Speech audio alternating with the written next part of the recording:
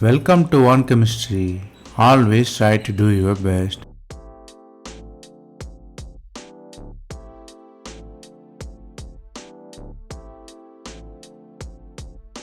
Now, let us see about 100 conversion in organic chemistry. We are seeing it as episode. This is the episode number 126. If you didn't watch previous episodes, I encourage you to go and see. Here, we solve 5 problems step by step. Stay tuned.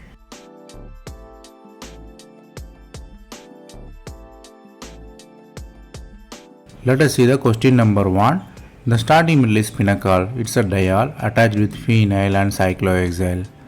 You are using the acid. They ask you to find the product. The products are like 6-member ring with conjugation, or ring expansion with ketone, or ring expansion with rearrangement of alcohol, or just a cyclohexyl with ketone there. So there are the 4 possibilities. So from the reactant to product, you might understand what really happened to OH, and you have to analyze the ring expansion possibilities. The answer is B. Let us see how. The starting metal is alcohol. You are using the acid, so it's a phenol-phenolone rearrangement. Basically, you are removing the OH from the phenol. You are forming the cation. Here, the stable cation forms, so the alcohol which formed the stable cation removed first. So the OH near to the phenyl group removed. You have OH2 plus, and you have the cation formation. Then OH2 removed as the water. You have the cation, which is very stable one, stabilized by phenyl. Then the cation has to be quenched. What really happens is the quenching pathway is ketone pathway. So methylene group migrates, you have ketone formation.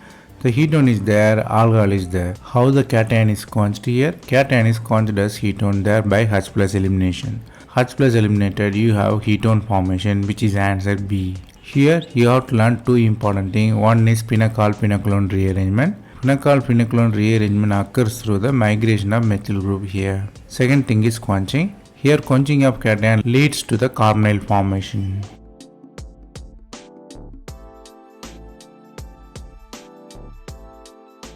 Then the question number 2.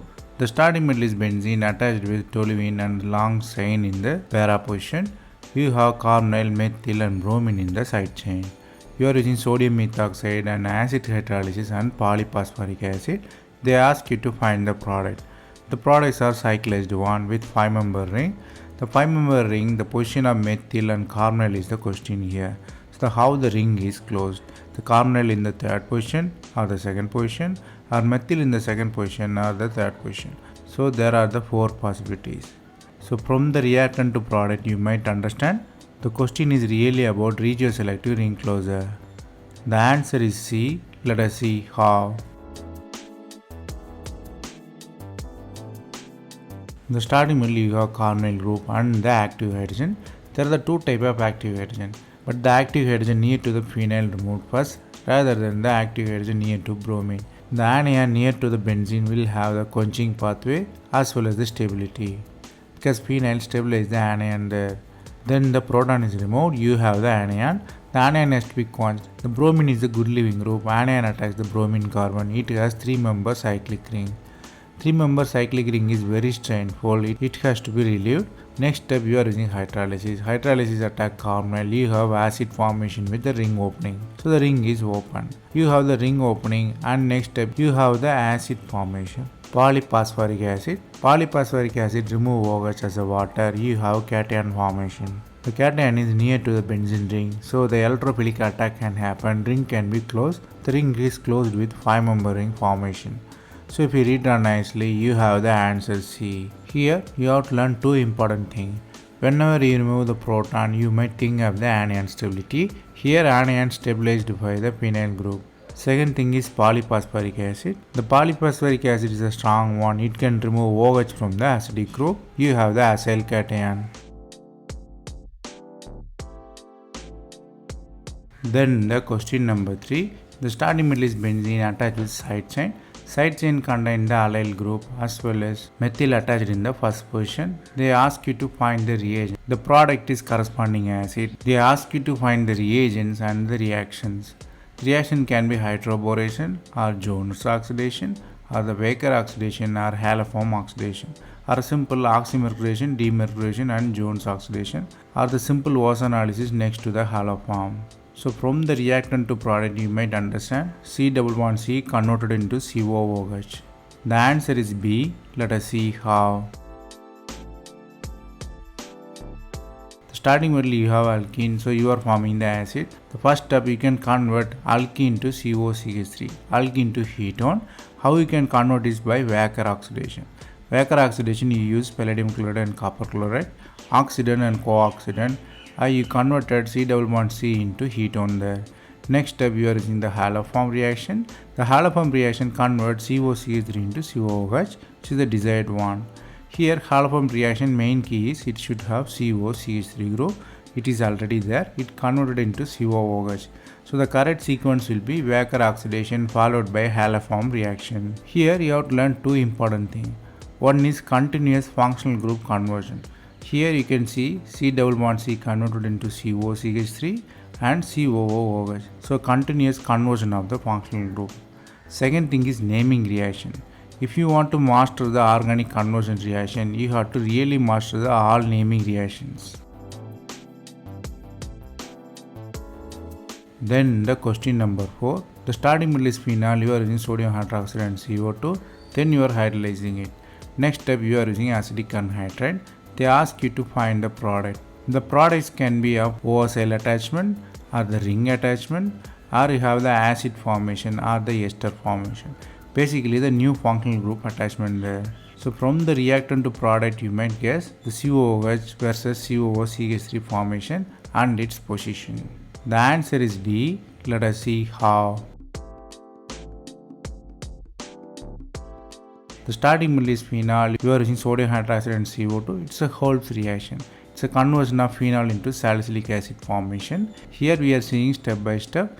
First OH you are using the base, OH remove the proton, you have the anion formation. Then you are using CO2, the anion attack the CO2, but anion converted into C- and attack the CO2. Because OH is more electronegative, it's not a good nucleophile, so the C- attacks the carbon there. So you have carbon-carbon bond formation, side chain COO-. Here important thing is why the ortho, because ortho form is locked by the hydrogen bonding. Here I shown it. The hydrogen bonding from acidic hydrogen and the oxygen there. Then aromatization happen, you have the acid formation. Next step you are using acetic anhydride. Acetic anhydride basically the COCH3 donor.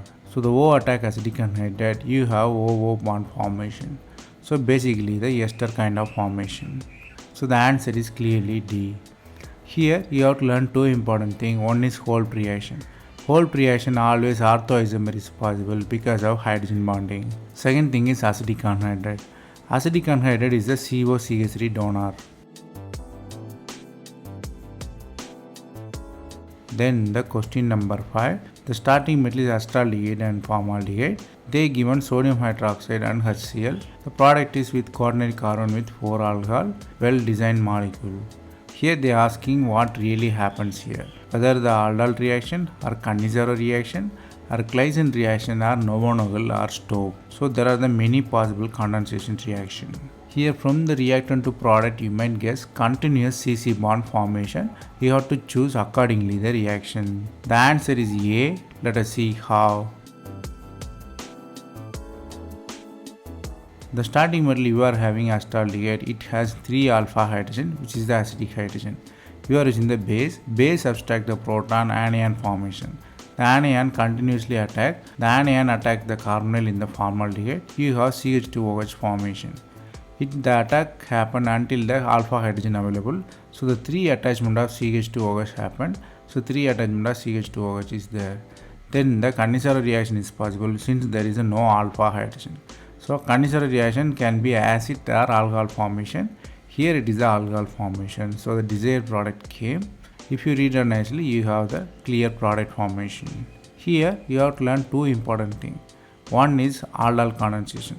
Until the alpha hydrogen is available, the aldol condensation occurs. That's why here multiple bond formation. Second thing is Cannizzaro reaction.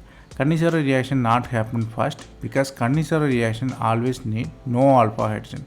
There should not be the no alpha hydrogen. Here it is achieved when there is no alpha hydrogen. So the desired product obtained.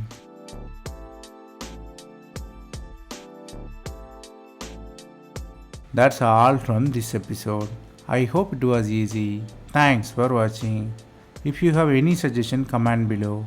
Stay tuned for next episode.